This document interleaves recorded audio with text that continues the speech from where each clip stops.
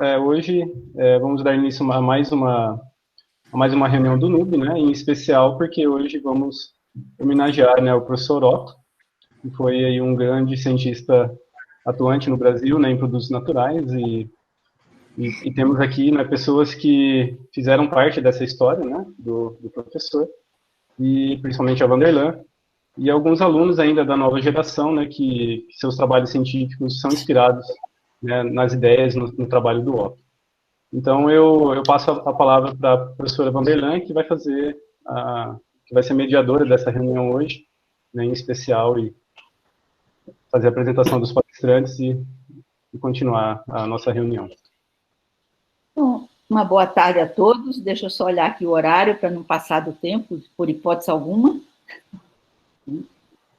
E dizer que é uma grande satisfação estar aqui hoje com vocês para este seminário do nosso laboratório no Instituto de Química de Araraquara. Eu acho que é uma grande satisfação, porque nós aí, nesse instituto, esse laboratório tem uma forte herança, né? Eu diria uma herança científica forte, pujante, do professor Otto Gottlieb. Está saindo uma matéria agora na revista Pesquisa FAPESP, eu estou sabendo porque eu fui consultada para fazer um depoimento. O doutor Otto, não é que ele foi uma pessoa atuante no Brasil, o doutor Otto foi um dos maiores cientistas que este país já teve. Ele faz parte dos 4 ou 5 pesquisadores brasileiros únicos indicados oficialmente ao Prêmio Nobel de Química e indicados por outro Prêmio Nobel, o Hoffmann. Isso é uma grande satisfação. Depois, o Dr. Otto foi um químico de produtos naturais. Eu vou mostrar agora em poucos slides, para depois abrir a discussão para os conferencistas dessa apresentação, que é fascinante, porque são todos jovens, ainda em fase de formação da carreira científica. Isso é muito gratificante, com exceção da Andrea Nastri, que ela é muito jovem, mas ela já é profissionalmente estabelecida. Os demais são pós-docs e uma doutoranda. Isso é uma grande satisfação, e eu acho que isso, onde Otto estiver, estará muito feliz. Eu vou abrir agora a apresentação, né, para que vocês possam verificar se está tudo certo, se der certo, né? Porque eu nunca usei esse sistema. Então, mais uma vez, eu gostaria de parabenizar a Isabel e o Luiz, que são os responsáveis pela organização desse seminário de grupo do nosso laboratório, que vem ocorrendo desde o início do ano, o que é extremamente importante, mas esse em especial, em fazer uma homenagem ao professor Otto Gottlieb, meu orientador, né, orientador de mestrado e doutorado.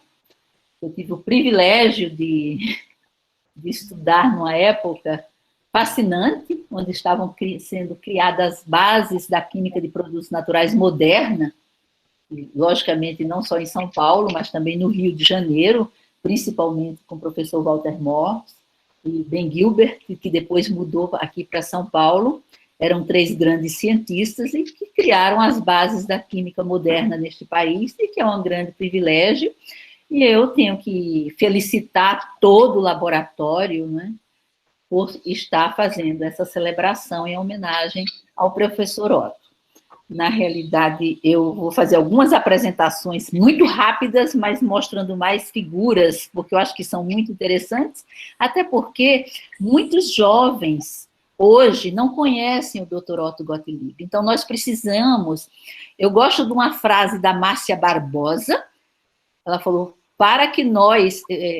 quem não sabe o seu passado, não entende o seu presente e não projeta o seu futuro.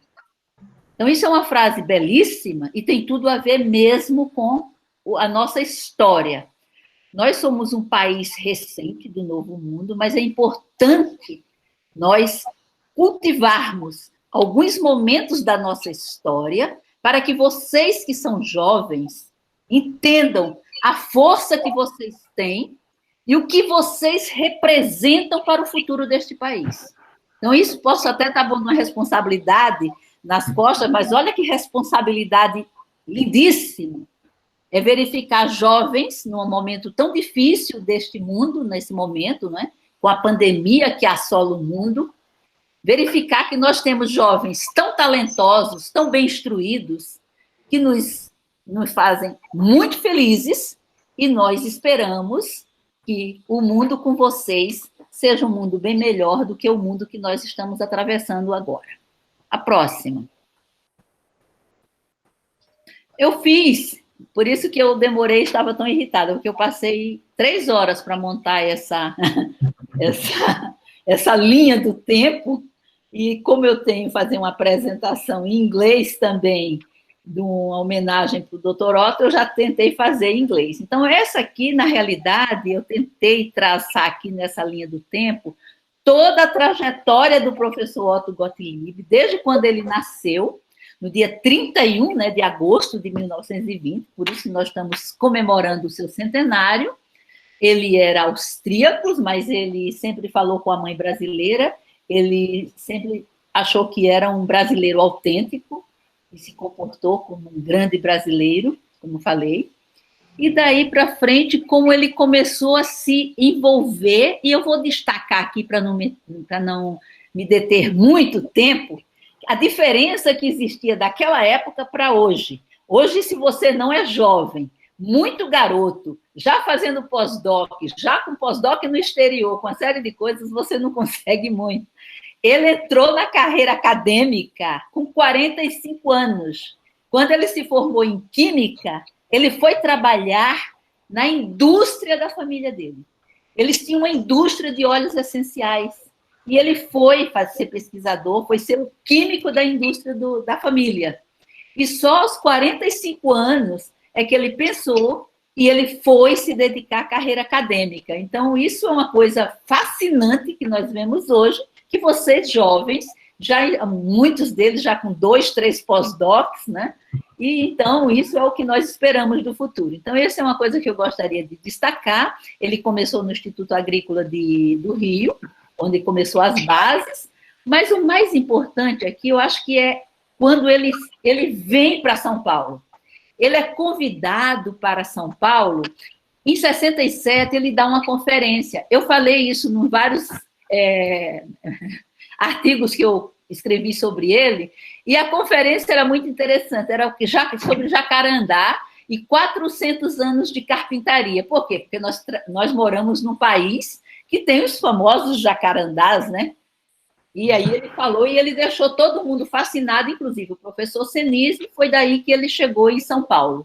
E aí foi em São Paulo, praticamente, que ele construiu, eu falo a química moderna, mas ele foi um professor itinerante, que ele ia dar aulas, ele fazia uma aula magnífica, e principalmente porque ele escreveu 2 livrinhos de capa azul, que hoje vocês devem saber, um de ressonâncias de massas. E naquela época ninguém dominava nem ressonância nem massa no Brasil. Ele foi um dos primeiros a escrever as bases para nós estudarmos. Então, isso era um dado muito importante.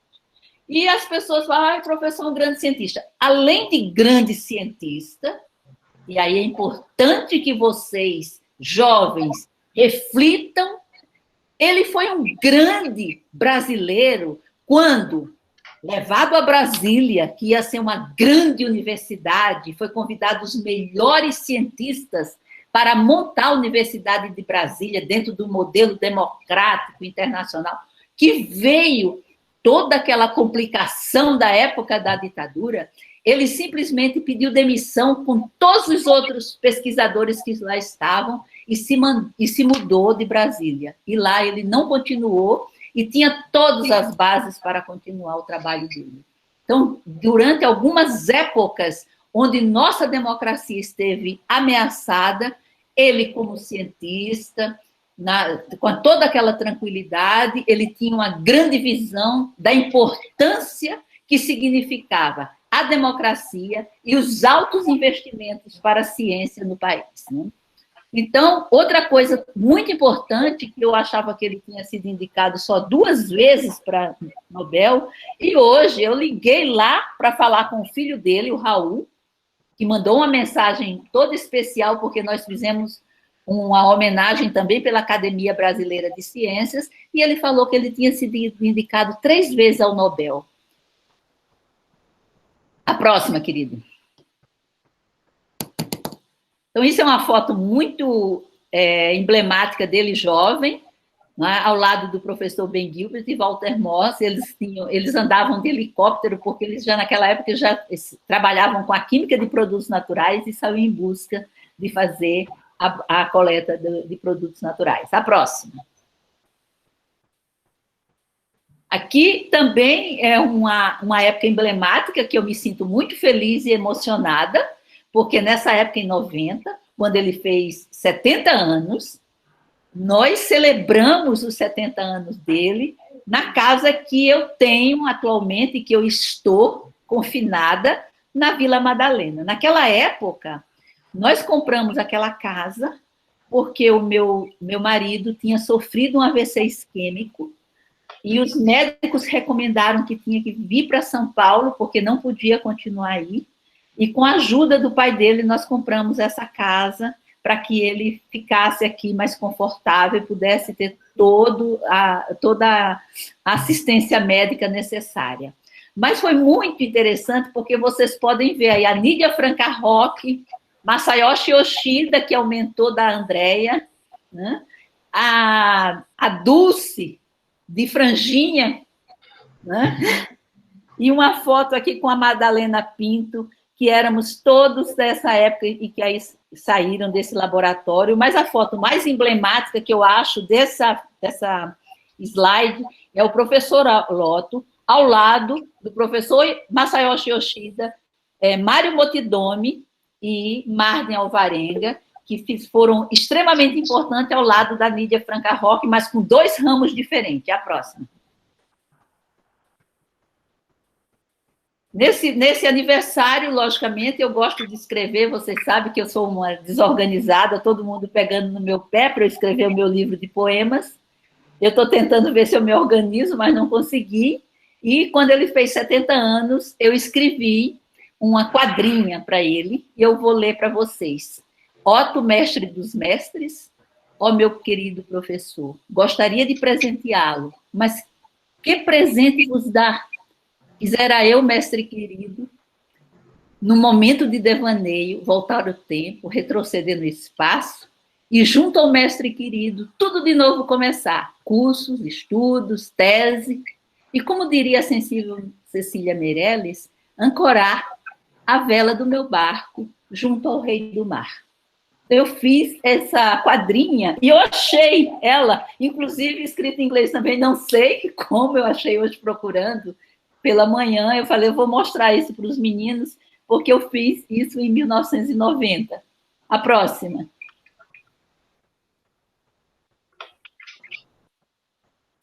Então, este ano, eu já escrevi um artigo sobre ele, que foi publicado no Jornal da Ciência, e aqui ilustro novamente ele com o professor Raimundo Braz, né, e o professor Wenkert.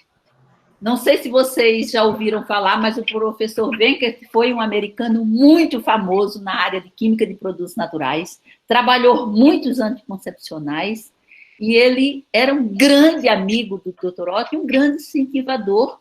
E nós, naquela época, chegamos a várias vezes encontrar com o professor Wenkert, que era amigo do professor Otto e trazia. Então, nós que vivemos o Bloco 11, tivemos uma experiência muito rica durante todo aquele período que habitamos o Bloco 11, né, do Instituto de Química. A próxima. A próxima. Isso apenas para vocês terem uma ideia do que foi produzido, né? Foi a anterior, mas tudo bem, para não demorar muito. A transparência anterior a essa mostra toda a produção científica do professor Otto. Ele trabalhou a química de Laurácea e Miristicácea, isso muito profundamente, formou gerações de gerações, mas aqui, como eu falei naquele momento, de destacar dois grupos, porque ele trabalhando as plantas da Amazônia, a Nídia se interessou pela química dos alifáticos, que naquela época era uma química muito desafiante, como até hoje, né? Principalmente dependendo das metodologias, e o Masayoshi, o Marimotodomi, o Alvarenga, Zenaide, e aí eu coloquei o Alberto Cavalheiro também nesse meio, porque o Alberto Cavalheiro foi durante muito tempo um técnico altamente especializado do Bloco 11, e ele fez muita coisa nesse Bloco 11, inclusive o seu doutorado, e depois são essas pessoas que saíram do Bloco 11 e que construíram o laboratório do nosso NUB aí no Instituto de Química.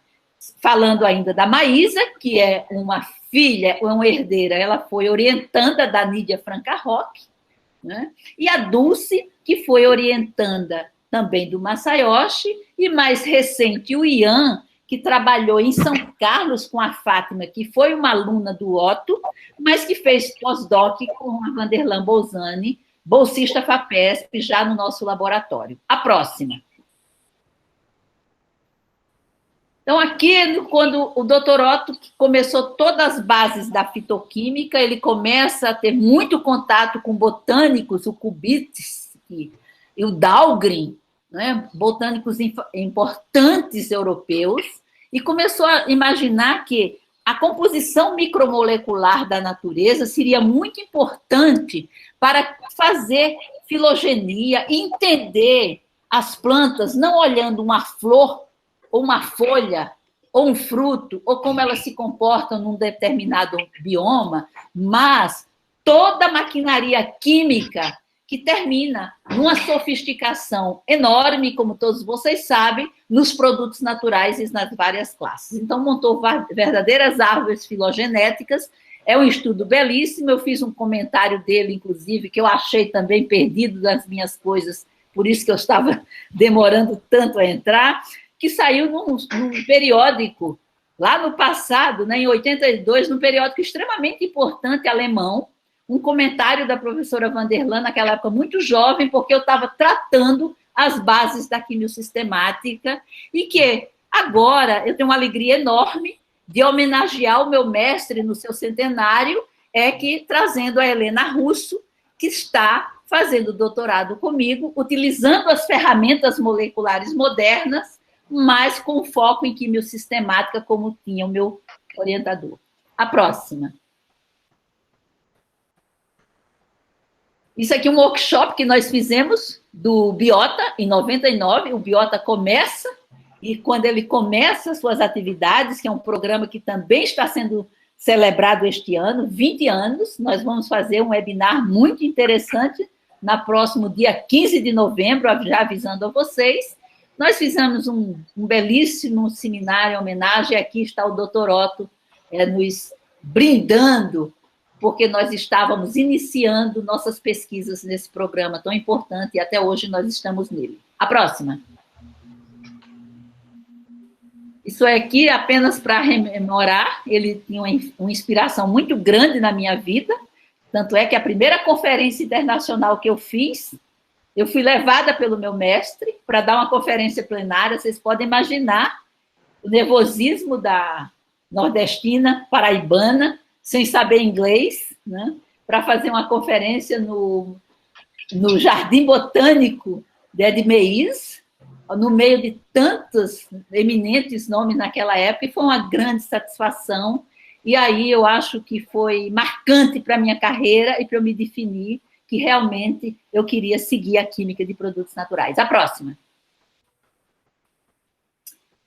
Foi criado recentemente a Divisão de Química de Produtos Naturais, que nós temos que felicitar, porque não deixa de ser uma homenagem a um grande cientista brasileiro. Criaram a medalha, né, Otto Gottlieb, e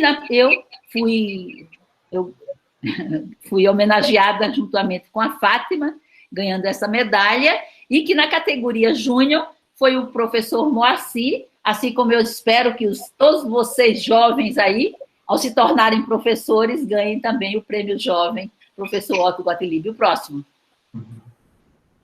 Próxima. Então, aquele slide anterior é um artigo do professor Otto dos anos 90 na Química Nova, que eu espero que todos vocês leiam, porque quando vocês vão ler, ali estão as bases da biologia molecular e de tudo que se fala de moderno hoje nos produtos naturais. É importante, e aí eu lendo Farvosky, que eu gosto muito desse artigo dele, mas não para isso, para outra coisa que eu vou falar essa semana, é uma interação tão linda, e Farvosky é um pesquisador americano muito famoso, publica muito na Nature e na Science, então leiam esses dois e vejam que conexão maravilhosa e que mundo fascinante abrirá os olhos de vocês, queridos jovens. A próxima. Isso aqui é o nosso modelo de laboratório, apenas para mostrar para vocês que hoje nós construímos um laboratório com financiamento tanto federal como estadual, graças a todos nós que somos filhos, netos e bisnetos do professor Otto Gottlieb. A próxima. E, logicamente, eu teria que agradecer aos muitos alunos que tivemos. Não consegui, como sempre, copiar todos, mas mesmo os que não estejam aqui copiados, se sintam homenageados da mesma forma que estou agora, nesse momento, fazendo uma homenagem toda especial a um dos maiores cientistas que nós tivemos, numa área fascinante, num momento tão triste da nossa história e do nosso país, onde nós vemos as nossas florestas arderem em fogo, destruindo uma biblioteca sem precedente na história recente, já que nós não conseguimos reverter, e tudo aquilo que é queimado nós não vamos conhecer jamais. Então, queridos, muito obrigada, principalmente aos mentores e aos que vão falar agora, que eu vou apresentar. Vocês são o futuro do nosso país. Espero que vocês se inspirem nos grandes cientistas que nós tivemos para mudar o panorama, ou para mudar o futuro e aquilo que nós queremos para vocês, para os filhos de vocês e para os netos de vocês. Eu não estou mais nem pensando na senhora de 70 anos que aqui está falando. Eu agradeço, eu agora vou convidar a Andréa Nastri, Luca Batista, que ela fez farmácia, mas ela fez mestrado e doutorado sobre a orientação do professor Otto, esteve em nosso laboratório, nós chamamos ela carinhosamente de Andréinha, e aqui é uma grande satisfação começar essa homenagem com 3 jovens falando, e principalmente você, que é uma neta, né? Não é uma neta agregada, porque o Masayoshi não era filho do Otto, mas que trabalhou durante toda a vida e foi o braço direito e esquerdo de colaboração em toda a química de lignana, de lignoides, que o professor Otto publicou. É toda a sua palavra.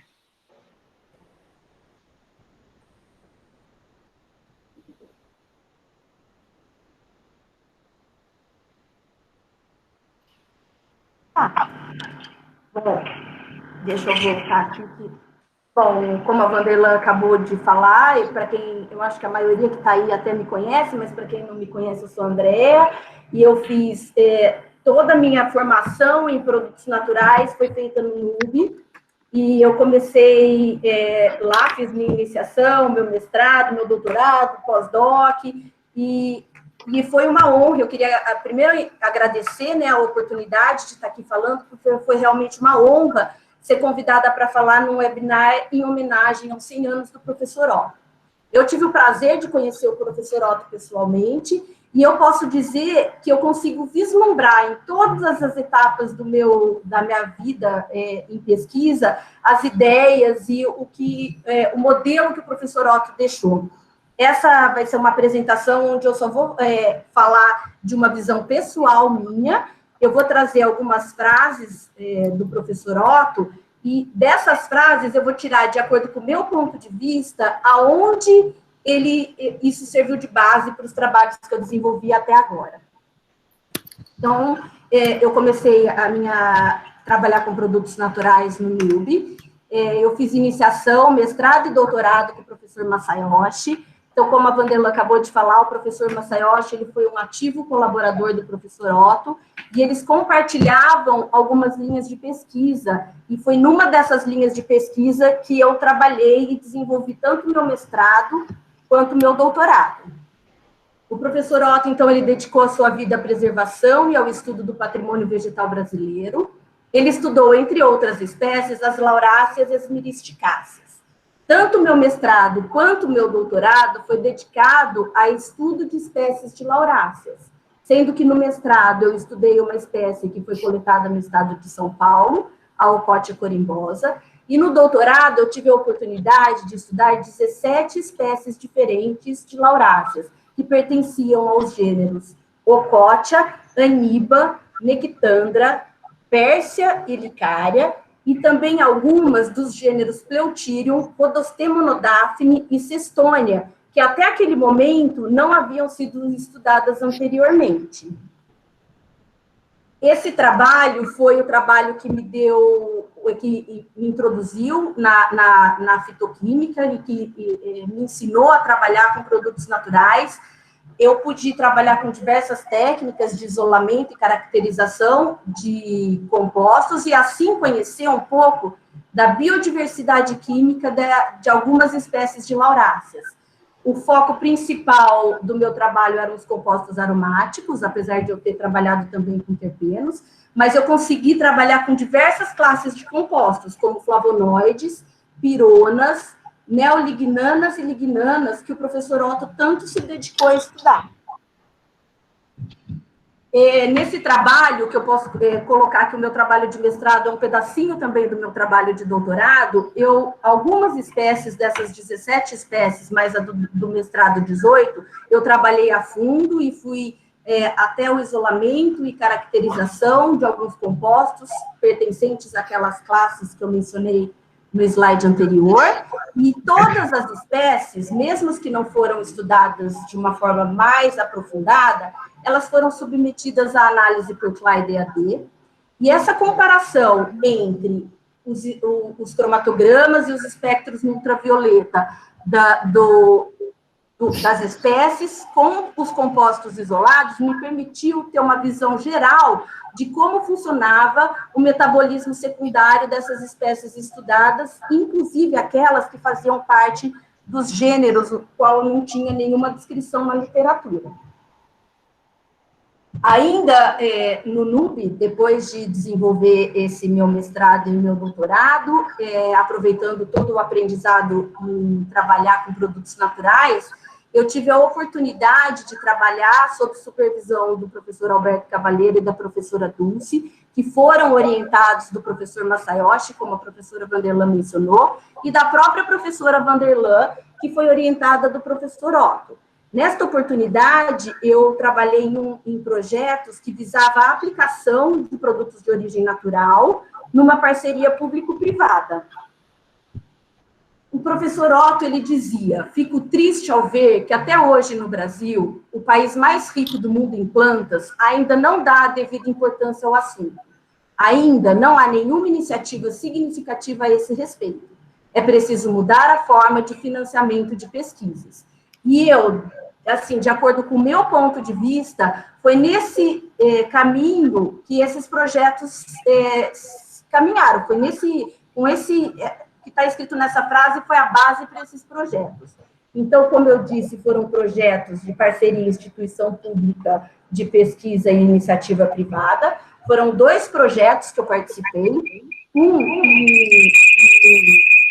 foi com o Grupo Centroflora, né? Foi uma parceria com o Grupo Centroflora, que era a padronização de insumos fitoterápicos e desenvolvimento de metodologia cromatográfica qualitativa para extratos vegetais, e um outro em parceria com a APSIM, que era desenvolvimento de um fitoterápico ansiolítico a partir de cascas de eritrina mulungu.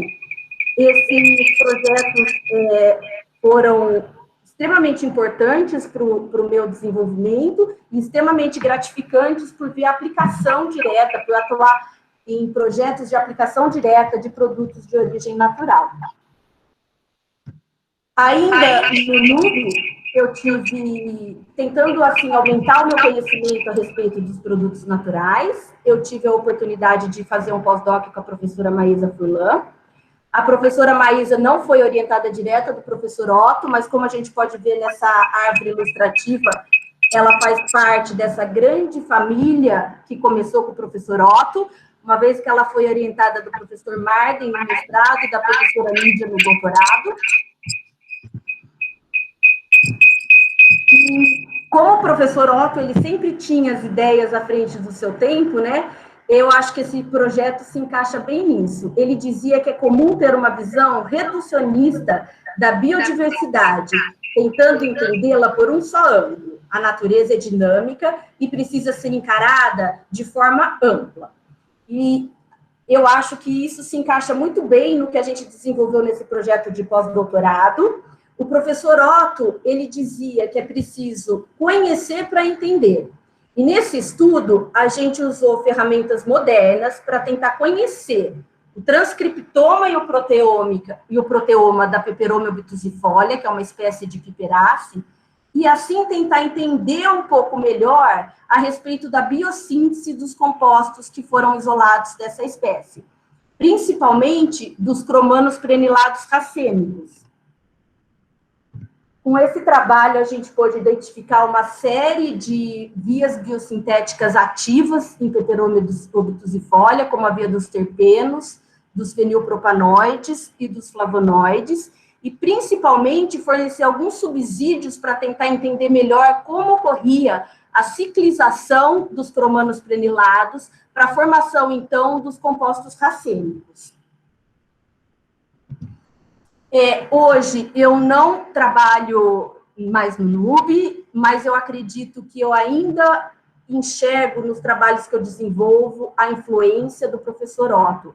Ele dizia que o Brasil constitui um modelo ambiental para o mundo e que ele esperava ter forças para continuar a transmitir o que ele aprendeu, que ele teve a oportunidade de mostrar a enorme riqueza química das plantas brasileiras e de chamar a atenção para o estudo da química integrada à biologia, que possibilitou a descoberta de produtos naturais importantes. Eu hoje venho trabalhando na Universidade Federal Fluminense, eu desenvolvo um pós-doc lá, sob a supervisão da professora Alessandra Valverde, e a gente trabalha principalmente com caracterização de policetídeos.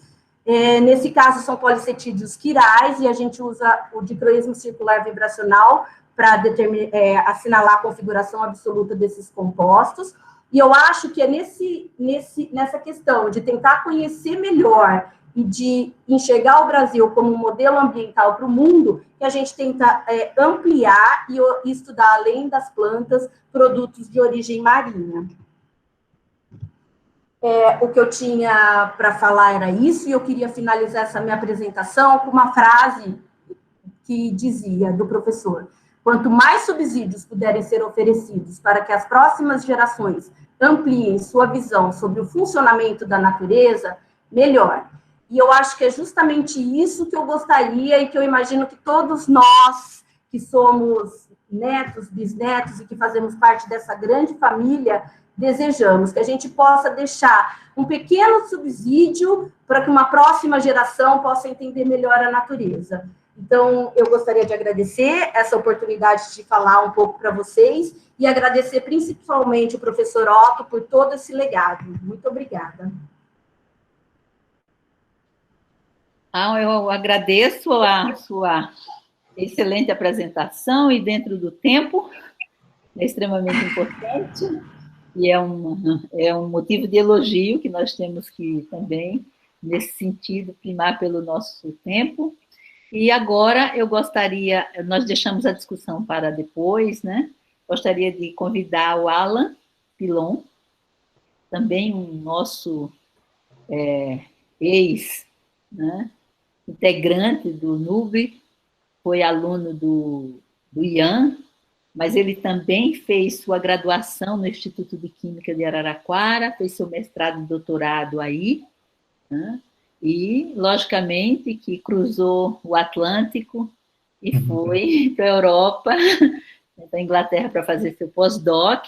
Atualmente, ele é um bolsista FAPESP, no laboratório do professor Norberto Peporini Lopes, ele tem uma visão também, assim, como eu já tinha falado anteriormente, assim, muito ampla, essa visão que tem sobre a natureza. Um dia eu chego lá em Londres, eu fui convidada, eu nunca esqueci disso, e ele manda, eu fui convidada para fazer uma reunião lá pelo Conselho Britânico, e encontrei com ele, né?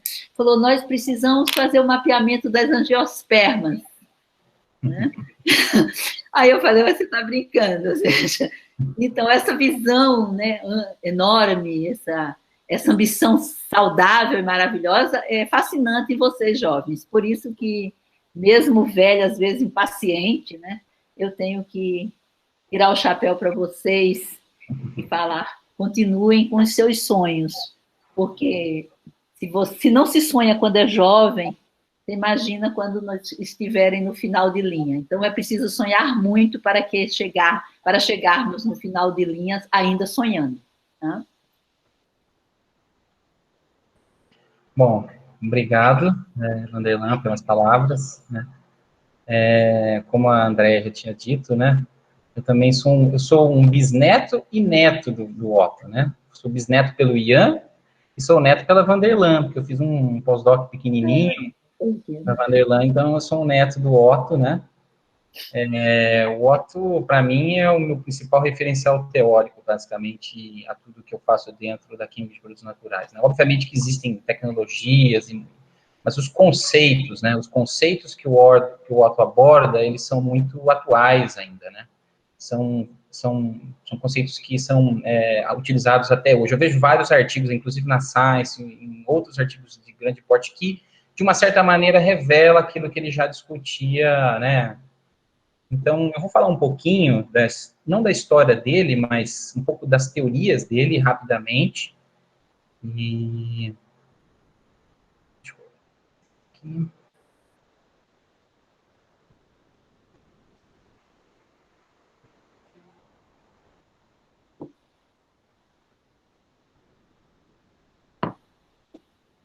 Vocês estão vendo a minha tela aí? Uhum. Vocês estão vendo? Sim, Alan. Sim. Tá bom. O Alan, você está mostrando o que você vê, tira a divisão de tela, porque assim não vê as anotações. Isso. Tá. Vamos fazer assim. No modo apresentação, querido. Modo apresentação. No modo apresentação ele está mostrando assim. Ah, tá. Clica aqui, ó, acho que nessa opção aqui embaixo, que tem uma tela dividida. Acho que é isso. Isso. Tá ótimo. Então, o Otto, né, ele é muito conhecido dentro da química de produtos naturais, porque ele fala muito da química de angiospermas, etc. e tal. E eu gosto de ver sobre a história do Otto, sobre, né, a evolução dos produtos naturais, né, e tem um trabalho que até recentemente eu encontrei, um trabalho que saiu nesse livro, que até estou colocando aqui, ó, que chama Natural Products of the Wood Plants, né, no capítulo 3, ele faz uma coisa muito interessante, ele faz um estudo da evolução dos produtos naturais, mas sob uma ótica da vida, não só dos angiospermas, né, ele tenta entender essa ótica, e uma coisa que ele inicialmente traz, né, ele fala de síntese convergente e fala da origem da vida baseada em RNA, né. Então, o Otto ele já tinha ideia, naquele tempo, isso foi em 1989, né, que o início da vida havia o que eles falam de um dilema de ovo ou galinha, né, só que no caso seria os produtos naturais ou metabólitos, né, não só produtos naturais, mas metabólitos em geral e macromoléculas, né.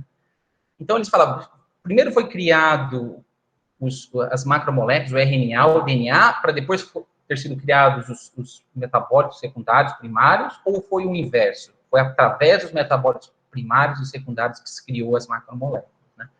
E esse conceito, ele é ainda até hoje discutido, etc., né?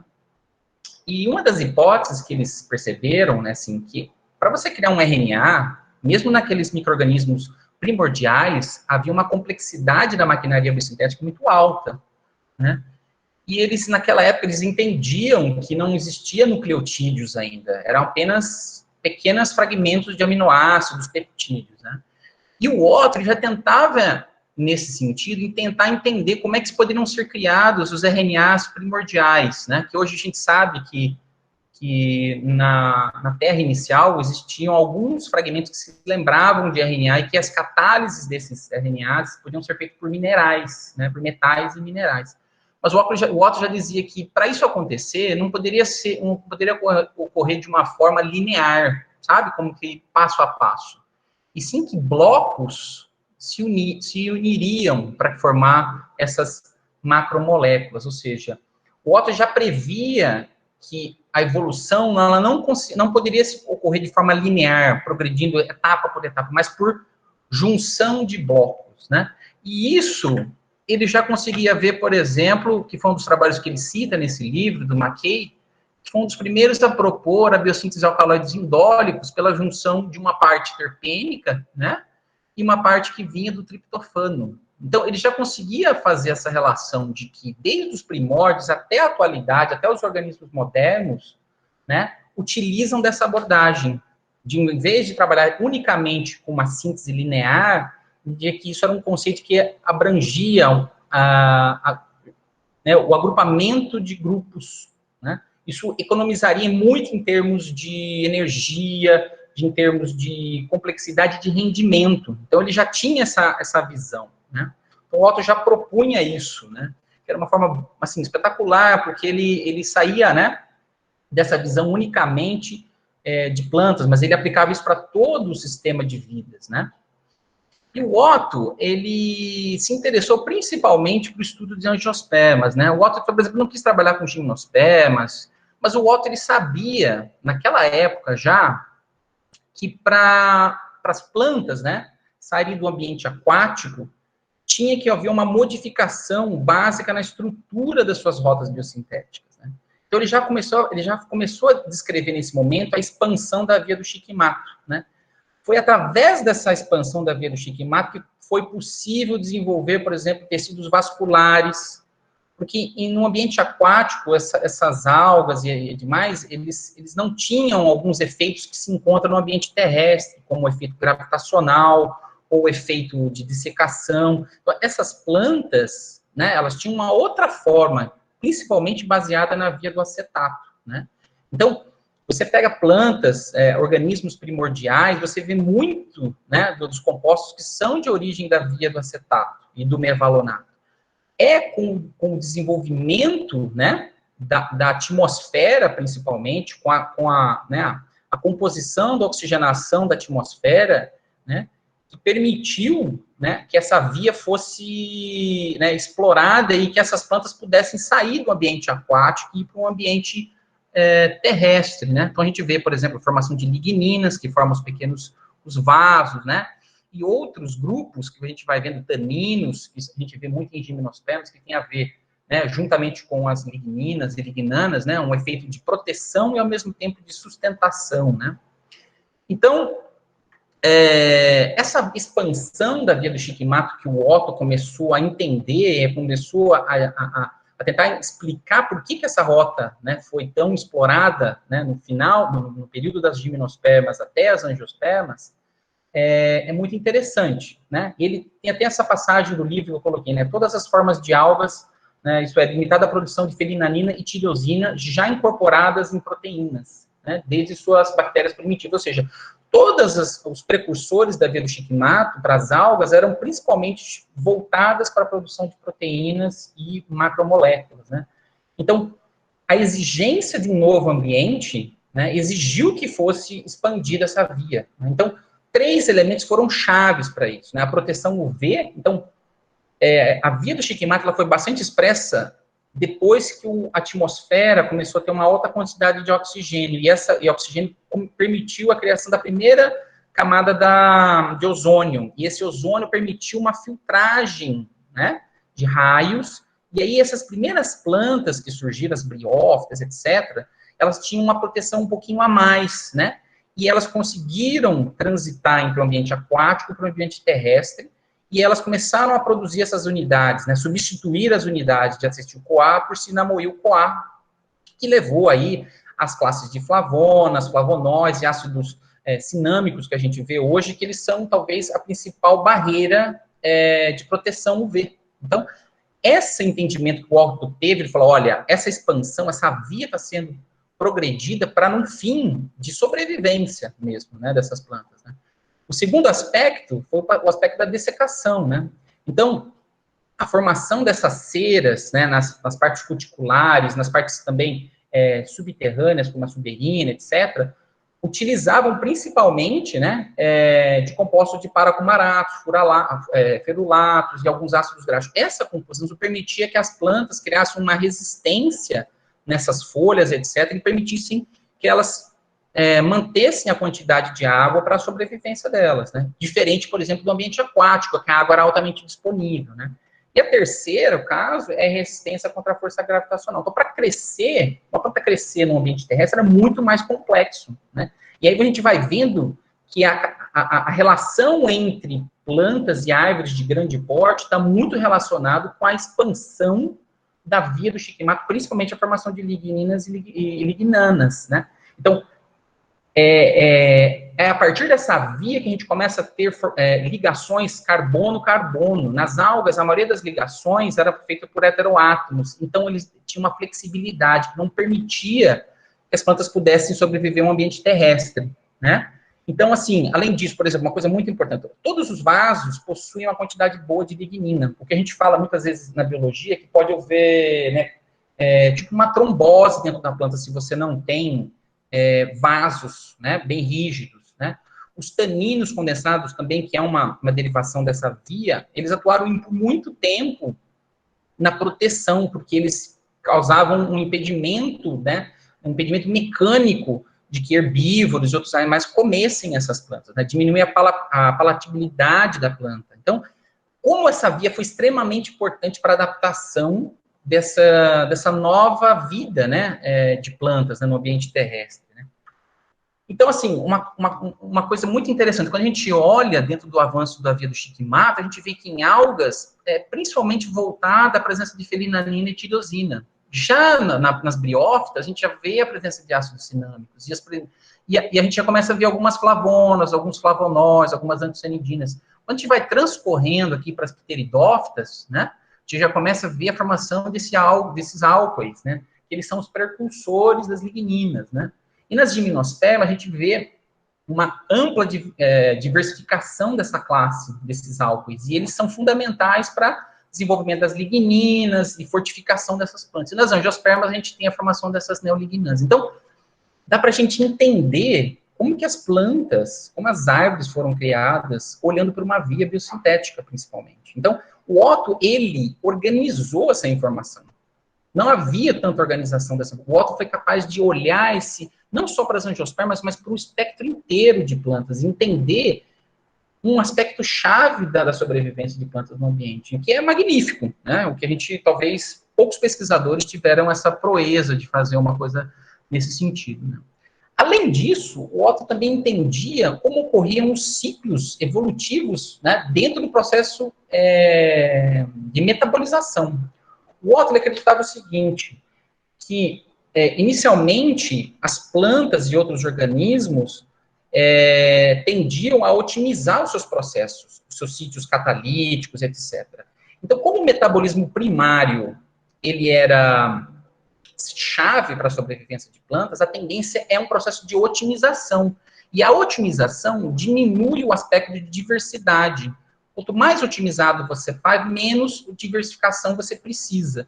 Então, a gente observa que ele propunha que os metabólitos primários, cada vez mais otimizados, diminuíam a sua taxa de diversificação. Enquanto que os metabólitos secundários, eles aumentavam a diversificação. Por quê? Porque os metabólitos secundários, os metabólitos especiais, como diziam, eram derivados dos metabólitos primários. Então, ele acreditava que, devido a uma plasticidade catalítica das proteínas, foi-se criado o metabólito secundário a partir dos primários, né? E esse processo de oxidação, que é o que a gente estava falando, a gente vê, por exemplo, atualmente, que a grande parte da diversificação das angiospermas são relacionados à alta taxa de oxidação da atmosfera. Então, a gente vê essa relação entre aumento de oxigênio e aumento de taxa oxidativa, né? Então, as moléculas tendiam a ser cada vez mais oxidadas. Mas, o Otto também dizia o seguinte, bom, se eu aumento essa taxa de oxidação, eu não posso regredir ela até, né, a dióxido de carbono, era uma possibilidade. Então, um dos mecanismos que as plantas tinham, principalmente para assegurar a estabilidade oxidativa dos compostos secundários, era criar mecanismos subsequentes de redução, ou de mecanismos de proteção, que eles chamavam. Então, por exemplo, aqui, né, os flavonoides, por exemplo, né, é bem comum esse processo oxidativo, né, em algumas posições, como, por exemplo, aqui na 4', né, que ocorria, por exemplo, nas gimnospermas. A gente vê, por exemplo, em alguns casos, essas oxidações, e posteriormente a gente tinha algumas proteínas, né, de 3-O-metiltransferase, que introduzia esses grupos metila, que faziam uma proteção para que não ocorresse a degradação desse composto. Então, a gente observa esses compostos. Mas, quando havia, por exemplo, processos oxidativos na posição 6 aqui do flavonoide, né, em gimnospermas, poderiam levar, por exemplo, a uma degradação oxidativa e voltar aos compostos a CO2. Então, o que as angiospermas têm de diferente? O que elas evoluíram em relação às gimnospermas? Uma maior capacidade redutiva que pudesse estabilizar compostos que tivessem alta capacidade oxidativa, né? Então, isso é magnífico, você perceber que há ciclos de oxidação e redução acontecendo no processo evolutivo, né? Isso é fantástico, né? Alan, mais 2 minutos, por favor. Tá bom. E tinha, em relação, por exemplo, à especialização de esqueletos moleculares em angiospermas, por exemplo. O Otto também falava dessa relação da via do chiquimato com a via do acetato em relação a plantas lenhosas e herbáceas, né? Então, a gente sabia que não somente as questões de oxidativa, mas também o tipo de esqueleto, né, eram relacionados a essa evolução das angiospermas. Não vou entrar muito em detalhes, porque está meio rápido, né? Então, assim, o que foi a ideia do meu projeto? Assim, vou falar de uma forma bem rápida, né? Foi tentar analisar áreas preservadas e impactadas da Mata Atlântica, tentando entender esse metabolismo e como esse metabolismo responde às estratégias de sobrevivência de plantas, né? Eu trabalhei com plantas de espécie intermediária, de uma área de preservação, e uma área que tinha um clímax de comunidade, né, de 2 parcelas de preservação da Mata Atlântica. Então, qual que era a ideia? Ver o metaboloma dessas plantas e ver como é que essas plantas poderiam estar sobrevivendo em termos químicos, né? Quais são as estratégias, né, de sobrevivência. Então, como eu falei, a gente trabalhou com 4 parcelas dessa região aqui de Ubatuba, 2 preservadas e 2 impactadas, e desses grupos eu fiz análise de CGMS e de HPLC-MS, né, de CLA-M, né, usando todo um protocolo de metabolômica já estabelecido. Fiz as análises, né, de CLA-DAD para os grupos, analisei esses dados de massas, né, a gente usou uma ferramenta conhecida como GNPS, que é uma ferramenta que visa agrupar, né, espectros que apresentam similaridade nos perfis de fragmentação, ou seja, a gente forma grupos, e esses grupos permitem facilitar o processo de anotação dessas moléculas, né? E a gente utilizou, aqui é um exemplo, por exemplo, desses agrupamentos, né? Cada bolinha dessa representa um espectro de massas, e esse espectro de massas a gente pode identificar uma estrutura, e assim por diante, né? E aí a gente fez uma anotação molecular dessas estruturas, das possíveis estruturas dentro dos grupos, né? Eu utilizei uma outra ferramenta que chama Network Annotation Propagation, que é uma ferramenta simplesmente de anotação, que ajuda a anotar, né? Ajuda a identificar parcialmente quem são essas estruturas. E aí a gente começou a fazer umas análises, né? Então, a primeira coisa que a gente viu é que a grande parte dos metabólitos que foram encontrados para ambas as áreas, né, tinha uma grande relação com lipídios, né? Com os derivados de fenilpropanoides, alguns grupos heterocíclicos, etc., né? E a gente começou a analisar, né, qual a importância desses metabólitos para a separação dos grupos. Então, esse gráfico mostra quem são os metabólitos mais importantes para a separação dos 2 grupos, das áreas impactadas e preservadas da Mata Atlântica. Então, a gente via aqui os fenilpropanoides eram os que tinham a maior importância, seguido pelos lipídios, né? E a gente começou a analisar Então, quais são os fenilpropanoides presentes somente nas áreas preservadas e quais são eles nas áreas impactadas, né? Então, o que a gente fez? Fez uma seleção dos compostos mais importantes para cada uma desses pares, né? E aí a gente começou a fazer uma relação daquilo que o Otto já dizia, como taxa oxidativa, número de hidrogênios, né? Então, a gente começou a observar que a relação entre carbono e oxigênio mostrava que as áreas impactadas tinham menos oxigênios, tá vendo? Que são, cada um desses grupos são classes metabólicas, né? E os verdinhos representam as preservadas e os vermelhos as impactadas. Então, a gente começou a observar que a taxa de oxidação era sempre maior, né, na grande maioria das vezes, para os grupos preservados, e que a presença de nitrogênios era maior para as áreas impactadas. Então, a gente tinha mais grupos oxidados para as áreas preservadas e mais grupos nitrogenados para as áreas impactadas, né? A gente também fez uma avaliação nessa época de quais seriam os flavonoides mais importantes entre os grupos. Então, a gente começou a observar as classes mais importantes, né, das áreas preservadas e impactadas, né? A gente chegou nessa relação de estado de oxidação e tamanho de estruturas para as áreas preservadas e nitrogênio para as áreas impactadas, e a gente correlacionou isso com as vias biosintéticas, e a gente conseguiu vislumbrar que alguns grupos, né, de moléculas eram mais relacionados às áreas preservadas e outras mais impactadas, mostrando que as vias biosintéticas estavam regulando quais seriam as espécies que estariam relacionadas a isso. A gente fez uma relação de uma análise de áreas, etc., e, finalmente, a gente comparou isso com o que a gente chama de características funcionais de fragmentos florestais. Essas características funcionais são grupos morfológicos, então, tipo área basal, quantidade de lignina, a capacidade fotossintética, quantidade de carbono em folha, nitrogênio. Então, esses parâmetros são bem conhecidos em relação a estratégias de sobrevivência nessas áreas. Então, a gente comparou a química com a resposta desses atributos morfológicos. E a gente chegou em algumas relações bastante interessantes, né, que seriam as conclusões desse trabalho. Seriam que os fenilpropanoides, né, os flavonoides, principalmente os glicosilados, estariam principalmente presentes nas áreas preservadas, e que os grupos lipídicos, né, e nitrogenados estariam mais relacionados às áreas impactadas, né? E que ainda, né, em algumas análises de oxidação, a gente viu que a quantidade de compostos oxigenados eram maiores para os grupos preservados em relação à quantidade de nitrogênios, né?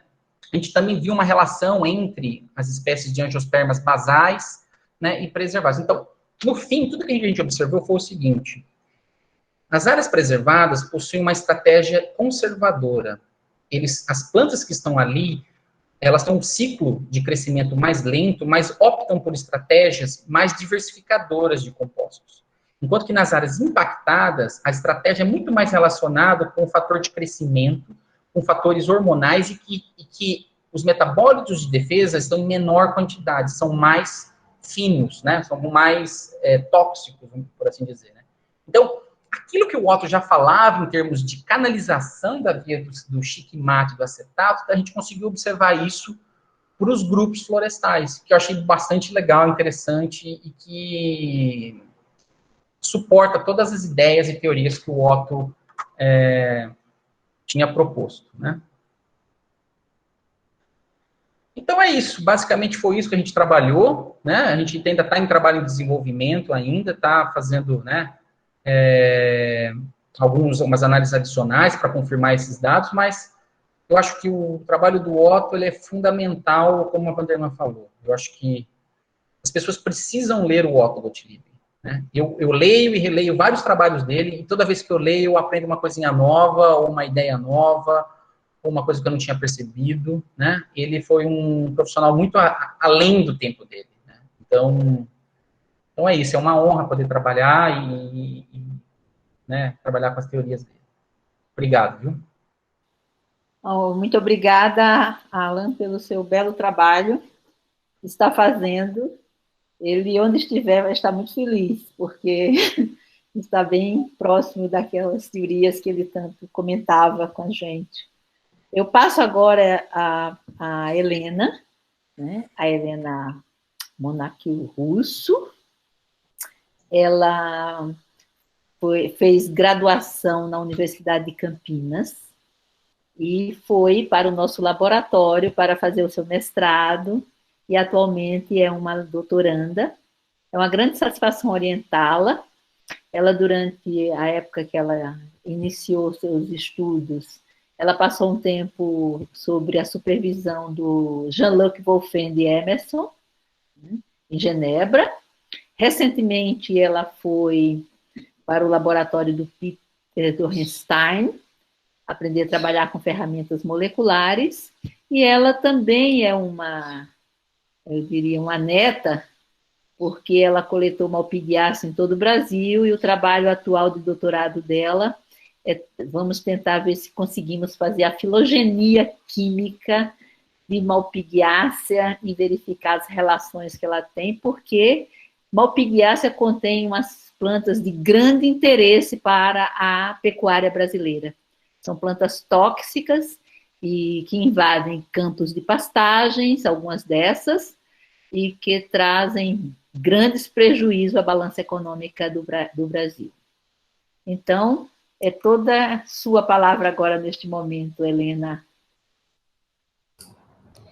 Muito obrigada, professora. Vou compartilhar a tela.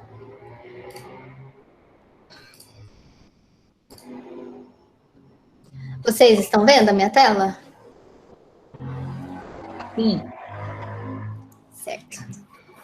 Então, boa tarde a todos. Como a professora já disse, eu sou a Helena, aluna da professora Vanderlan, uma das netas científicas do professor Otto, e é uma grande honra para mim poder apresentar nesse evento comemorativo em homenagem ao centenário do Otto Gottlieb. E eu vou apresentar um pouquinho de um dos grandes legados do professor Otto, que seria justamente a área de química sistemática vegetal, e como eu tenho aplicado isso no meu projeto de doutorado, né? Eu gostaria de começar essa apresentação mostrando essa matéria que saiu na revista FAPESP em 99, que foi um dos anos que o professor Otto foi indicado ao Prêmio Nobel de Química, e o título da matéria é O Reorganizador da Natureza. E esse título é justamente para enfatizar uma das principais áreas de atuação do professor Otto, que foi justamente integrar a química, a biologia, a ecologia e a geografia para desenvolver uma nova disciplina na área de química de produtos naturais, que seria a quimiosistemática, ou a taxonomia química. E, basicamente, a quimiosistemática consiste na identificação de classes de substâncias presentes em plantas, aqui no caso. E quando a gente, então, quantifica essas substâncias em algumas espécies, é possível, então, acrescentar informações muito importantes para a própria classificação dos vegetais, que muitas vezes é baseada ainda em aspectos macromorfológicos das plantas, como, por exemplo, folhas e flores, né? E o Otto foi ainda além. Ele estabeleceu um paralelismo entre a evolução química e a evolução morfológica de plantas. E, basicamente, se embasando principalmente na presença de determinadas classes de metabólitos em determinadas espécies vegetais. Bom, a principal técnica que é utilizada para se estudar a evolução de organismos em geral é o sequenciamento de DNA. E com essa análise a gente consegue dizer se um organismo é considerado mais primitivo ou mais recente evolutivamente. Mas antes ainda de se aplicar o sequenciamento para essa finalidade, tanto os estudos de classificação como de evolução de plantas eram basicamente realizados por estudos de morfologia. E hoje a gente sabe que essa não é a melhor forma de se estudar a evolução, uma vez que plantas que são morfologicamente muito parecidas, elas podem ser evolutivamente muito distantes, não apresentar o mesmo ancestral comum.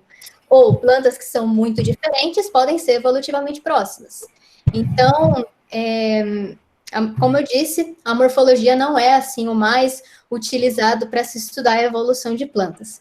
E uma outra forma de se estudar a classificação e evolução de plantas seria sendo baseado nos seus metabólitos que elas produzem.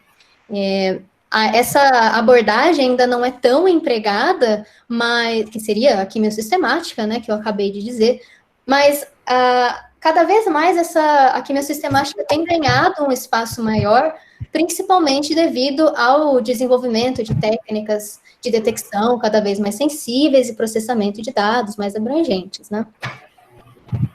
Tá, mas eu estou aqui falando de evolução, de morfologia e de quimiosistemática, que foi um dos principais legados do professor Otto, mas afinal, por que que isso é importante? Por que a gente deve estudar isso, né? E eu vou dar um exemplo aqui do que aconteceu durante meu projeto de mestrado, que fez com que eu me interessasse mais por estudos quimiosistemáticos, que é o que eu tenho feito agora no meu doutorado. Eu comecei o meu mestrado em 2015, com a professora Vanderlan, e naquela época, o Dr. Marcos, que foi um dos alunos dela, tinha acabado de publicar um trabalho que ele tinha realizado no doutorado com a Tetrapteris mucronata. E o interesse dessa planta veio porque essa planta era ocasionalmente usada no preparo do chá da ayahuasca. Para quem não sabe, o chá da ayahuasca é um chá alucinógeno consumido por povos indígenas da região amazônica e até em outras religiões aqui no Brasil. E, tradicionalmente, ele é produzido a partir da decocção do cipó da Banisteriopsis caapi com as folhas da Psychotria viridis. Mas, como eu disse, ocasionalmente, a Tetrapteris mucronata pode ser utilizada no lugar da Banisteriopsis caapi. Isso porque essas duas plantas são morfologicamente muito parecidas e elas podem ser confundidas na hora da coleta, né? Ambas elas são malpighiáceas, né? E além disso, também foi observado que quando a Tetrapteris mucronata era usada no preparo do chá da ayahuasca, os efeitos alucinógenos do chá eram mantidos. E durante o projeto de doutorado do Marcos, ele estudou essa planta, que nunca havia sido estudada, e ele, dentre as substâncias que ele isolou, se destacaram os alcaloides beta-carbonílicos, que são alcaloides conhecidamente tóxicos e estruturalmente muito semelhantes a outros alcaloides que haviam sido já isolados da Banisteriopsis caapi. Então, com o interesse de continuar estudando esses alcaloides e também outras espécies de tetrapteres, tanto a professora Vanderlan como o professor Emerson, que foi o meu co-orientador de mestrado, falaram: Helena, vamos então estudar mais espécies de tetrapteres. E eu, como uma boa aluna que tinha acabado de começar o mestrado, eu disse sim, como não? E um levantamento químico, um levantamento bibliográfico, mostrou que, de fato, outras espécies de tetrapteres tinham relatos de intoxicação, agora não relacionada ao chá, mas intoxicação a rebanhos bovinos do Brasil. Que também era interessante, essas plantas nunca haviam sido estudadas, e essas plantas tóxicas para rebanhos bovinos são de grande preocupação econômica, né, aqui no Brasil.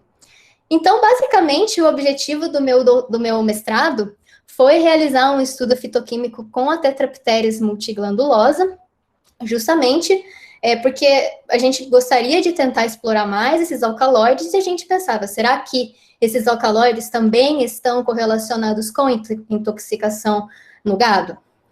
E após todo o meu trabalho de mestrado e isolamento de várias substâncias, a gente chegou à conclusão de que essa planta não tinha alcaloides beta-carbonílicos que a gente estava buscando.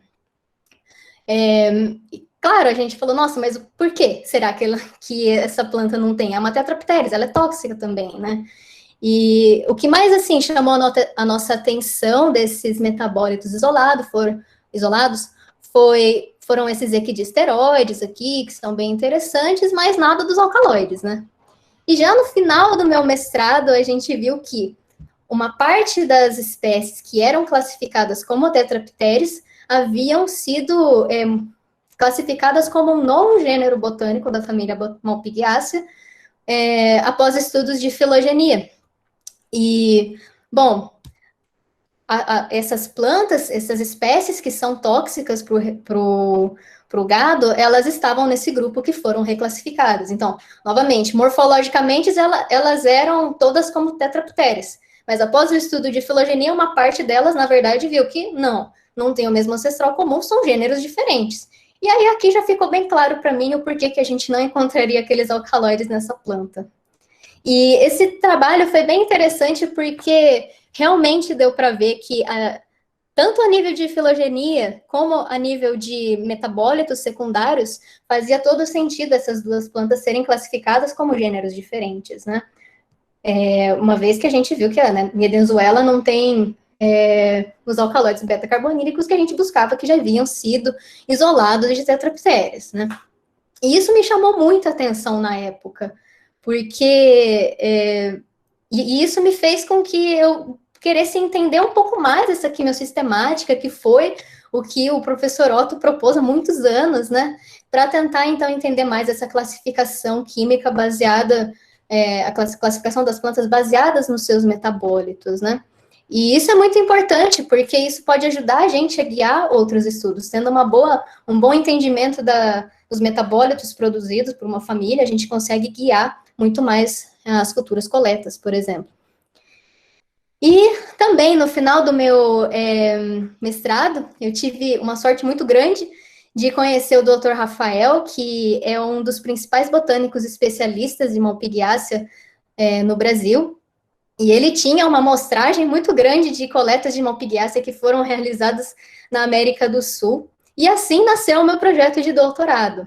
Atualmente eu tenho quase 200 amostras, dentre elas 137 espécies, 39 gêneros, e amostragem de todos os 10 grandes clados filogenéticos da família. E um dos meus principais objetivos é justamente buscar marcadores químicos para determinados clados ou gêneros da família. E para isso, eu tenho utilizado dados de LCM e SMS de todas essas amostras, utilizado vários processamentos de dados de MSMS, utilizado várias ferramentas disponíveis na plataforma do GNPS, e também utilizado várias análises estatísticas para conseguir responder a essas grandes perguntas, né? E eu não vou entrar em muito detalhe aqui com relação aos resultados, porque muita coisa ainda está sendo feita, e acho que também não é muito o foco aqui da apresentação, mas eu vou mostrar 3 principais tipos de análises que eu tenho feito, que eu acho que tem tudo a ver com o que seria a quimiosistemática hoje em dia. Uma delas seria a correlação, por exemplo, de grupos que a gente observa em análises multivariadas, por exemplo, com a filogenia dos gêneros amostrados no meu trabalho. Então, por exemplo, aqui dá para ver que um grupo, as amostras desse grupo A, na verdade, estão mais correlacionados com amostras que são de gêneros mais primitivos evolutivamente. Então, assim, com esse tipo de análise, dá para a gente levantar várias hipóteses evolutivas do aparecimento de determinadas classes de metabólitos à medida que a família foi evoluindo. Outra análise que o Alan já falou e que acho que muitos de vocês já estão familiarizados estou aplicando o Molecular Network, com redes moleculares, em todas essas amostras, todas essas análises. E, por exemplo, aqui eu estou mostrando uma família molecular que a família molecular relativa à presença dos equidisteroides, que eu isolei lá no meu mestrado. Dá para ver, por exemplo, aqui, que esses equidisteroides estão principalmente presentes em amostras do clado H, e mais especificamente ainda, em amostras do gênero Nierdenzuela. Então, esses equidisteroides, por exemplo, já são fortes candidatos a serem marcadores químicos do gênero Nierdenzuela em Malpighiaceae. Helena, mais 2 minutos, por favor. Tô acabando. E uma última análise que eu tenho empregado e que é bem recente, acho muito interessante, é o Chemistry, que é basicamente uma filogenia baseada em fingerprints químicos de moléculas que foram classificadas em sílico, né? E aqui a gente consegue ver a distribuição de classes de substâncias em determinados gêneros ou clados filogenéticos da família. Bom, eu acho que é basicamente nisso que se consiste estudos quimiosistemáticos hoje em dia. Hoje em dia a gente tem um monte de técnica, de ferramenta, a cada mês parece que sai uma ferramenta nova que a gente pode aplicar aos nossos dados e podem nos dar, assim, informações muito valiosas sobre grandes projetos como esse, né, com várias amostras. Então, atualmente a gente tem técnica de detecção muito sensíveis, processamento de dados, análise em sílico, análise estatística e, basicamente, tudo isso são formas da gente responder, são novas formas da gente responder os mesmos questionamentos que o Otto já tinha muitos anos atrás. E eu gostaria, então, de finalizar essa apresentação mostrando esse quadrinho aqui da Arca do Otto, justamente para enfatizar que a gente, de fato, deve que salvar essa biblioteca vegetal tão rica que a gente tem aqui no Brasil deve ser sempre uma prioridade para a gente. Bom, era isso que eu tinha para falar. Muito obrigada pela atenção. Eu aqui agradeço, Helena. Aliás, excelentes apresentações, o que nos deixa muito felizes. E principalmente o meu mentor, o meu orientador, onde ele estiver, ele vai estar muito feliz de ter aqui, nesse momento, presenciado a apresentação da Andréia, do Alan e da Helena. São 3 jovens, né, brilhantes, que atuam em Química de Produtos Naturais e que mostraram nos seus trabalhos uma relação extremamente forte e não só do trabalho em si, mas como inspiração, entenderam muito que naquela época, quando não se falava ainda das ômicas, dessas tendências modernas, ele escreveu e vocês também vocês leram e entenderam, né, o que estava escrito. O Alan fala bastante disso, é muito para nós, que somos supervisores, orientadores, eu acho que nesse momento onde existe um negacionismo tão grande da ciência, e onde nós atravessamos um momento tão difícil, eu acho que não deixa de ser um momento de grande alegria deste laboratório, pelo que ele foi, né? Aqui nós temos algumas pessoas que foram desse laboratório e que agora já são professores espalhados por esse Brasil afora, principalmente dos nossos colegas, né? Eu sou a Jurássica, como uma vez eu acho que foi alguém que falou que era uma Jurássica, mas é extremamente gratificante estar nesse momento fazendo uma homenagem ao professor Otto e trabalhando no laboratório onde eu construí a minha carreira e, logicamente, nós não conseguimos, né, separar, muitas vezes, a profissão do nosso coração, da nossa mente, da nossa razão, do nosso dia a dia. Então, é como se eu dividisse o meu dia a dia com todos que aí estão e que construíram esse laboratório, que é a professora Maísa, né? A professora Márcia Nácia, que aposentou, a professora Dulce, o professor Alberto, né? E o professor Ian, que estão aí, e que tanto contribuíram. Falaram que eu não falei da Dudu, mas eu falei da Dudu e mostrei 2 fotos lindas dela, quando ela era muito nova ainda, e principalmente naquele conjunto lá do nosso laboratório. E vocês, na realidade, têm uma marca registrada, todos vocês, de todos nós, né? Vocês têm um pouco de cada um de nós, e, logicamente, do que eu acho que foi uma grande inspiração para a química de produtos naturais deste Brasil, mas do mundo inteiro, porque o professor Otto foi muito conhecido no mundo inteiro. Ele era muito requisitado, não só pela química, esse também foi um outro lado que é apaixonante para quem trabalha em produtos naturais, que acha que produtos naturais é uma linha estanque. Não, produtos naturais é multitransdisciplinar. Então, ele tinha ele conhecia muitos botânicos muito famosos, ecólogos, biólogos, e é o que eu sempre falo para vocês. Eu acho que hoje, quanto mais interações tiverem com áreas afins, mais robusta será a ciência que vocês farão no futuro e, com certeza, resolverão muitos problemas que ainda estão por vir e nós apenas estamos começando com a série de problemas que está afetando todo o planeta. Eu agradeço bastante e agora passo a palavra para vocês, que vão discutir. Quem vai, eu acho que coordenar melhor essa discussão talvez seja o Luiz e a Isabel.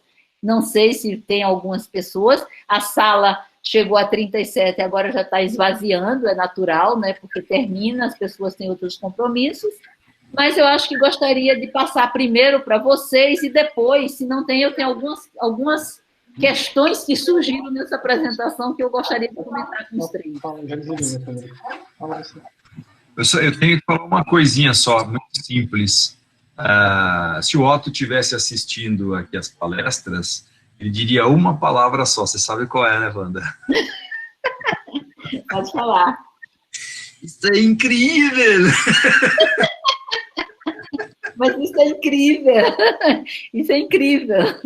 Uhum.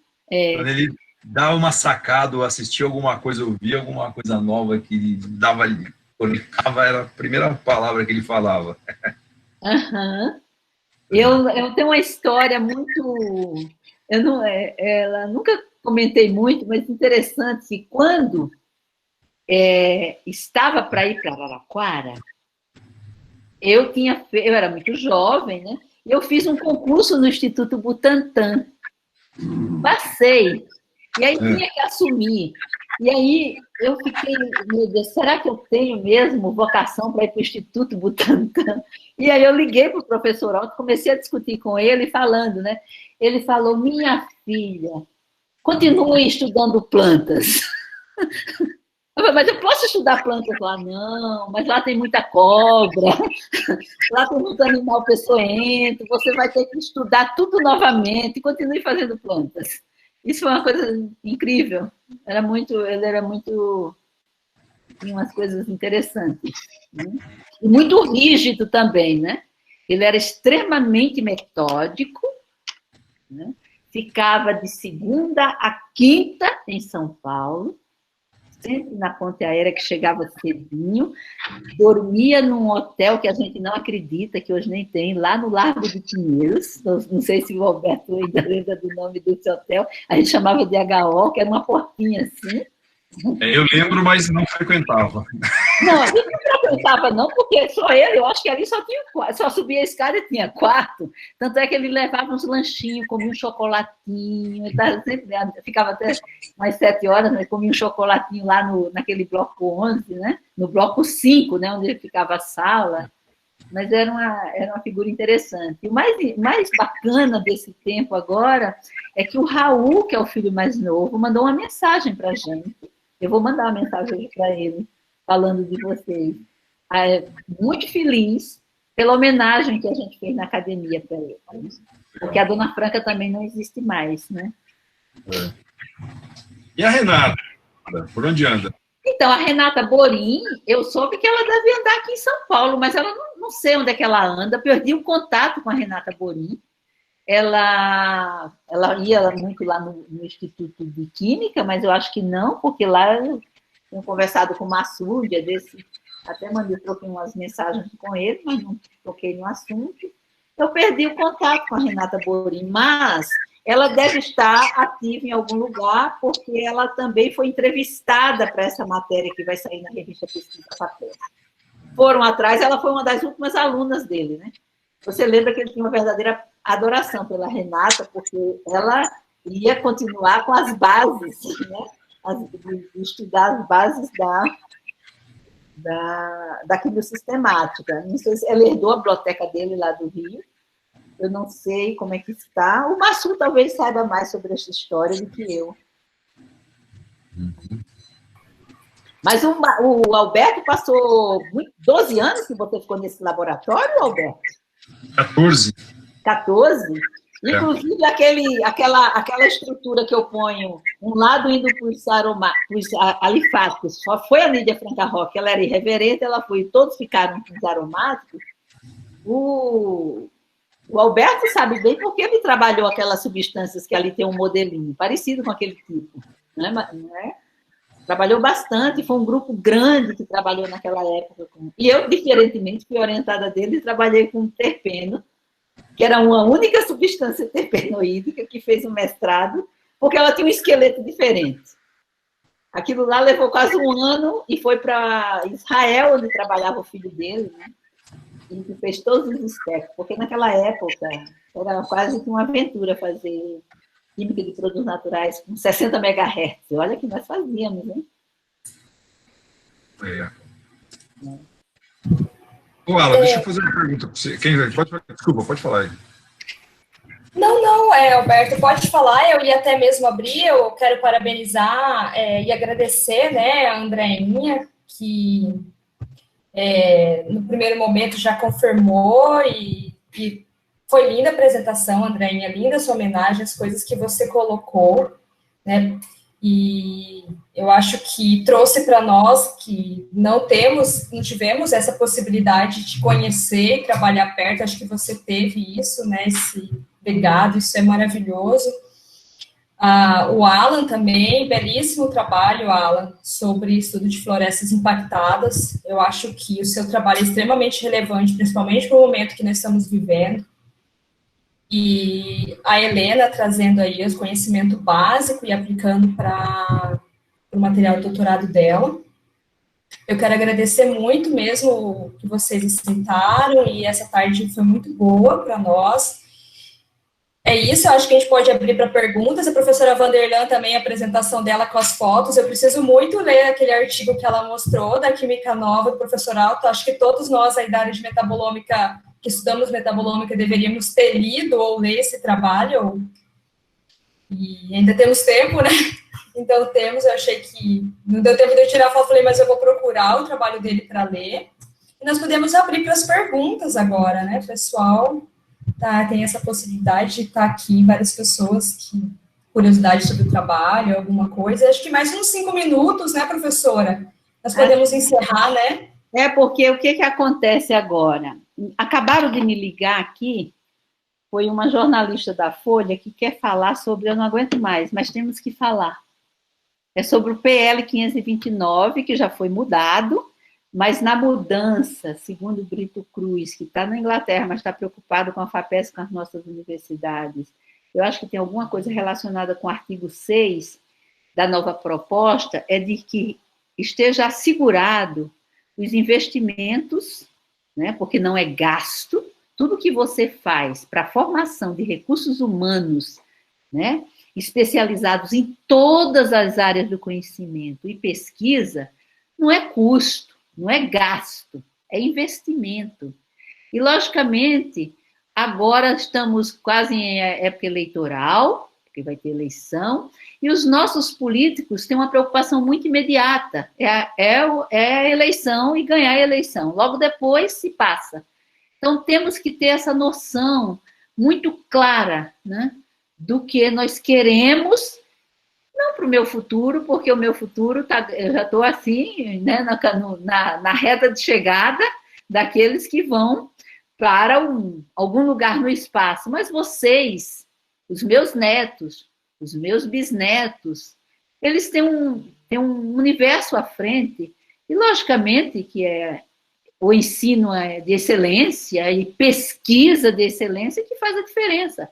Nós, num momento tão difícil, cujos respiradores são absurdamente caros, vários pesquisadores, jovens como vocês, que saíram das nossas universidades estaduais, estiveram à frente fazendo respiradores e produzindo aí a custos competitivos, para você não estar importando toda hora no momento dessa natureza. E, logicamente, não é a ciência aplicada. Todo conhecimento é aplicado. Isso é o que é mais fascinante, né? E produtos naturais é uma área que teve áurea no passado, eu espero que vocês sejam catalisadores para que ela continue pujante, principalmente num país que tem uma biodiversidade enorme, né? Com tudo a construir. E que nós, talvez, o que perdeu agora com essa queimada alucinante devido às mudanças climáticas, você vê a umidade relativa do ar muito baixa, faltas de chuvas, tudo isso tem a ver com ciência e com pesquisa. Quanto mais pesquisas de qualidade, quanto mais pessoas jovens estudando para descobrir os segredos do universo, muito mais fácil e muito melhor, eu acho, será, ou serão, né? Serão os mundos de cada grupo, seja ele qual for, em qualquer lugar do planeta, especialmente no nosso Brasil, que é um país tropical, com tanta coisa a construir. Na realidade, vocês três que tinham o Otto como inspiração, o que chamou mais atenção em tudo que vocês leram, né, do que o Otto falava com relação às bases que ele defendia? Porque o Dr. Otto passou metade da vida dele fazendo publicação em phytochemistry, naquela época da fitoquímica aplicada, bem tradicional, que era isolar, e o Alberto sabe disso, fazer extrato em grande quantidade, porque trabalhar com 60 MHz não é brincadeira. E agora que vocês têm todas essas ferramentas na mão, na visão de vocês, como deve ser a química de produtos naturais de hoje e de amanhã, para que nós possamos continuar achando que valeu a pena chegar aqui e que valerá apenas, né, projetar o futuro. Olha, Wanda, diante de tudo que eu li, não falando em ferramentas, apesar de ser impressionante saber que o professor Otto fez tudo o que fez sem ter todas essas ferramentas que a gente tem em mãos, mas eu acho que o que fica do que ele pôs para a gente, de tudo que eu li, o que fica é a paixão dele pelos produtos naturais, a paixão dele por entender, tentar entender cada vez mais como que funciona as plantas, entender mais a natureza. E eu acho que se a gente tem isso, essa paixão dentro da gente de querer estudar, a gente vai se utilizar da ferramenta que tiver em mãos para conseguir levar isso adiante.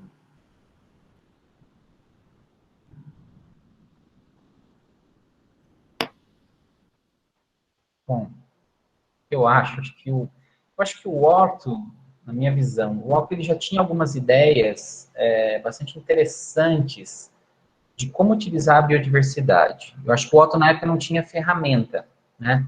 Então, por exemplo, o Otto já dizia algumas coisas sobre biogeografia, sobre entendimento da biossíntese e como que isso está relacionado com o potencial biológico de moléculas.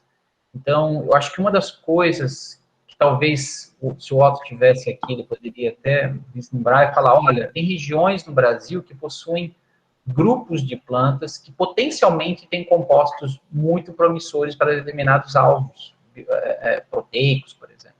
Eu acho que essa questão do uso do conhecimento dos produtos naturais, eu acho que ele tem que ser transformado de alguma forma num bem para a sociedade. Eu acho que ele tinha essa visão de que talvez, né, no futuro, a gente conseguisse trazer essas informações com entendimento, por exemplo, das rotas biosintéticas, com entendimento das plantas, com entendimento da distribuição, com a ideia de ecótonos, etc. A gente poderia traçar, né, talvez rodovias aí de metabólitos no Brasil. Falar, olha, essa região aqui, ela é rica em determinadas classes, essa aqui talvez mais para outras, né?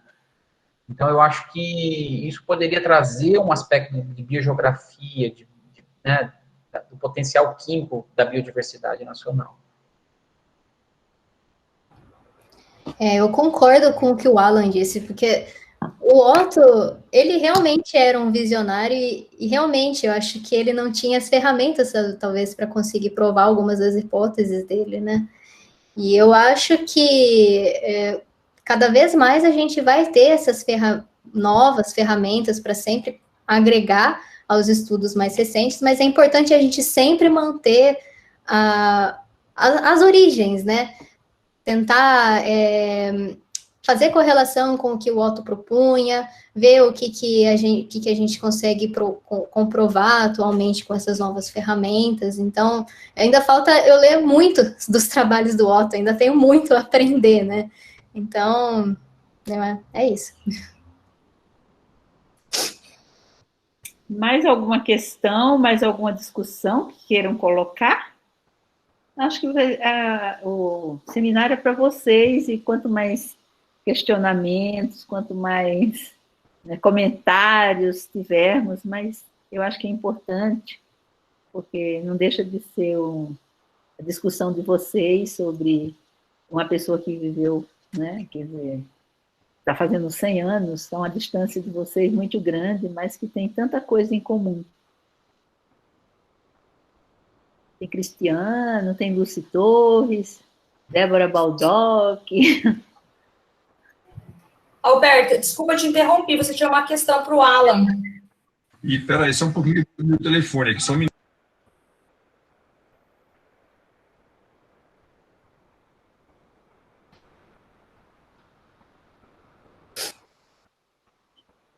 Desculpa. Era telemarketing. Pior coisa, né? Você estava falando daquela comparação das áreas degradadas e clímax. Eu fiquei pensando numa coisa, porque o clímax é uma coisa que parece mais... A clímax está mais complexo, porque, na verdade, toda a pressão biótica numa situação de clímax é muito maior do que numa situação de área de recuperação, que a biota é muito mais simples. Uhum. E aí, eu confesso que eu não gravei exatamente para que lado que foi os resultados que você tem aí, mas eu tendo a achar que você tem duas situações que são um pouco conflitantes numa área de clímax. Primeiro que ela é conservada, mas ao mesmo tempo ela deve ter vários eventos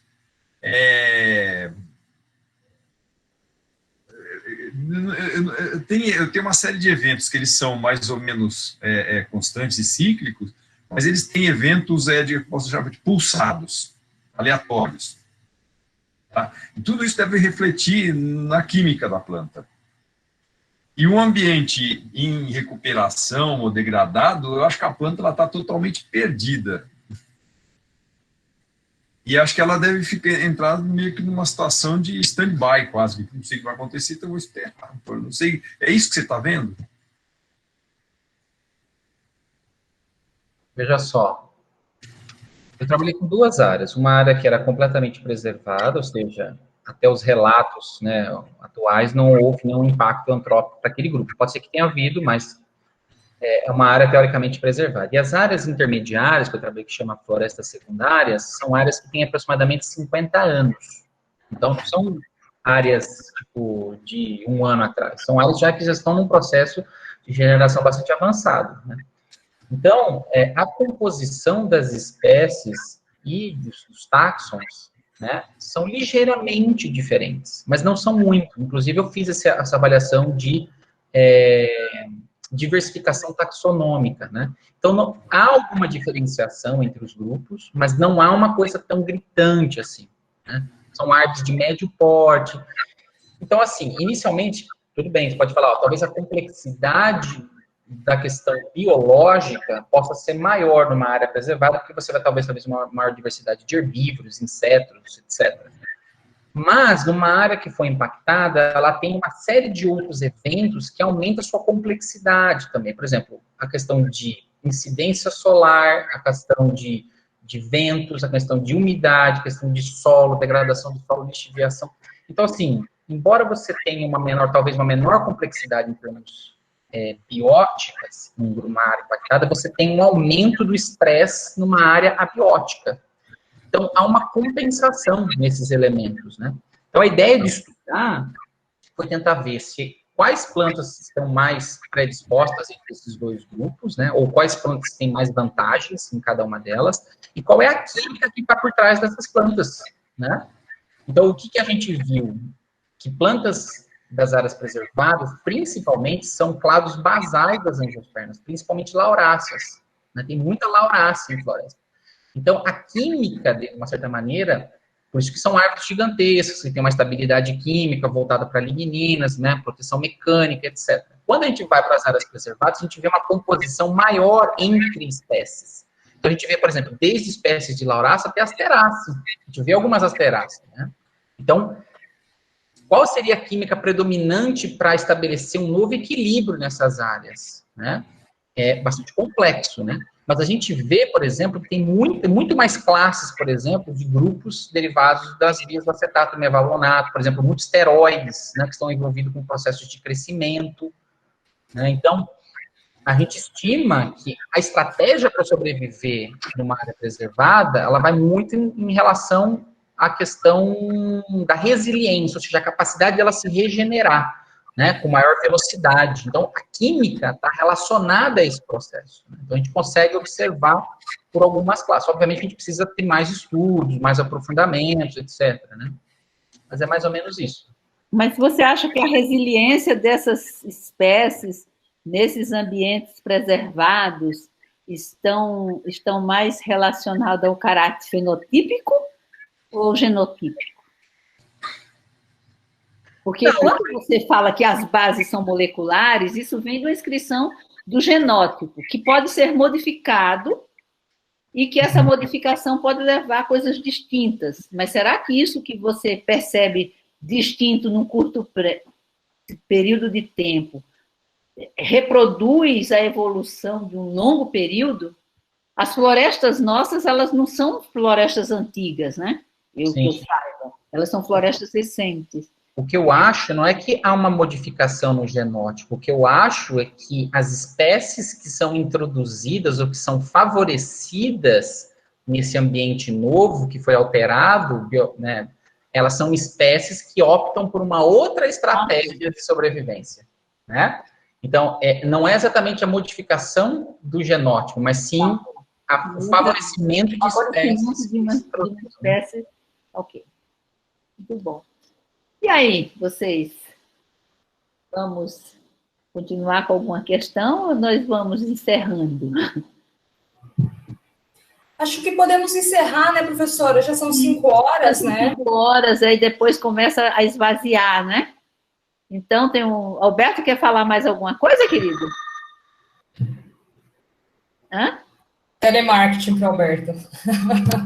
Ah, não sei se a Dudu... Áudio, Alberto, está fechado seu áudio. Está presente, a Dudu? Não, só agradecer. Abraço para todos. Muito bom. Tá. Então, eu acho que aqui na sala ficaram presentes a Dudu, a Dulce e o Alberto, que é uma grande satisfação. Eles têm um pé, né? Tem um pedaço genético no bloco 11, né? A Maísa está em campanha. Então, é extremamente gratificante de ter coordenado esse evento hoje com vocês, né? Parabéns, né, para a Isabel e para o Luiz e para todos os jovens que integram o nosso laboratório, que fazem iniciação científica, mestrado, doutorado, pós-doutorado, e dos nossos colaboradores externos que eu vi aqui, inclusive o filho da Cláudia assistindo, e a Cláudia. Durante um tempão eles estavam aqui assistindo o nosso webinar.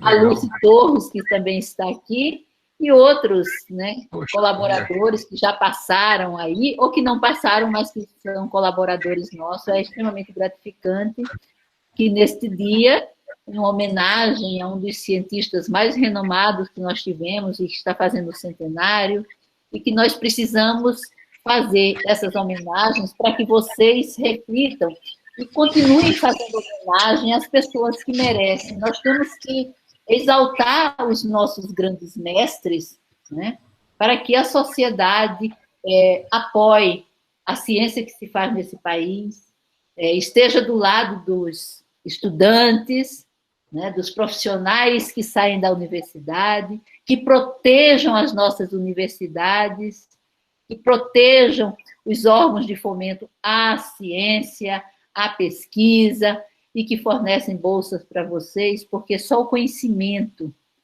né, que tem valor imensurável, fará uma diferença naquilo que nós queremos para o nosso país. Eu agradeço, mais uma vez, todos vocês, e um agradecimento todo especial para a Dudu e para o Alberto, que aqui estão desde o início dessa apresentação. Espero que vamos fazer outras muito mais emocionantes, né? Obrigada mesmo. Eu, como a filha, e os demais como netos, bisnetos, e etc., e colegas, irmãos, e tios, e etc., etc., agradecem demais essa homenagem que foi feita em nosso laboratório, no Instituto de Química de Araraquara. Um grande abraço para vocês, queridos. Tá? Tchau, pessoal. Um beijo bem grande para vocês. É um privilégio trabalhar com todos.